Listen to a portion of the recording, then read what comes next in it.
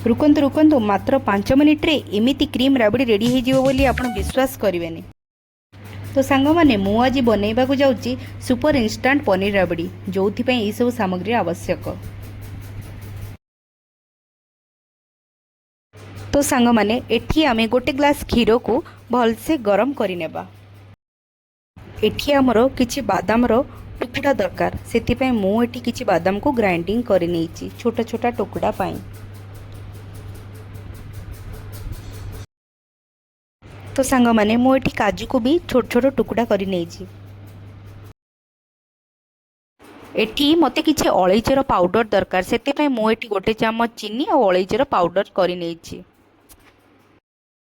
एबे तो बहुत इंटरेस्ट कथा मु एठी किछि छेना को ग्राइंड करि नेछि भलसे। एठी हमर छेना भलसे ग्राइंडिंग हे गला। तो आपण माने भाबुथिबे गोटे ग्लास क्षीर और गोटे कटोरी छेना रे केमिति इंस्टेंट राबड़ी बनबो सेति आपण मो वीडियो रे लास्ट तक रुहंतु और देखंतु। तो सांग माने एठी देखंतु हमर क्षीर भलसे गरम हे गला। तो एठी आमे जो ग्राइंडिंग करिथिबा छेना को ऐड करिबा और 10 सेकंड से ताकू टिके गरम हेबा पई छाड़ीबा भलसे बॉईल हेबा पई।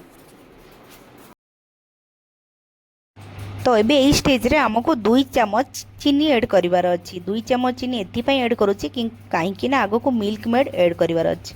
एबे हमको किछि चीनी और अलैची पाउडर ऐड करिवार अछि। एठी हमको बादाम टुकड़ा ऐड करिवार अछि।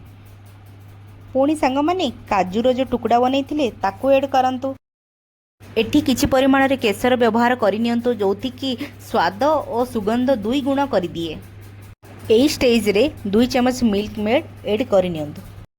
वाओ देखंतु सांग माने मिक्स करिया मात्रे राबड़ी पूरी थिक टेक्सचर आसीबा को लागिला। कोन सांग माने फाइनल लुकटा पूरा स्वीट सॉफ्ट स्टाइल लागुछि ना।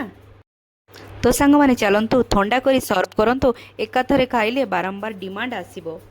तो चलंतु मोर आजिर एई वीडियो को मु एठी समाप्त करूची। नमस्कार जय जगन्नाथ। तो सांग माने जाऊ जाऊ मो वीडियो पई गोटे लाइक शेयर एंड सब्सक्राइब जरूर करिवे।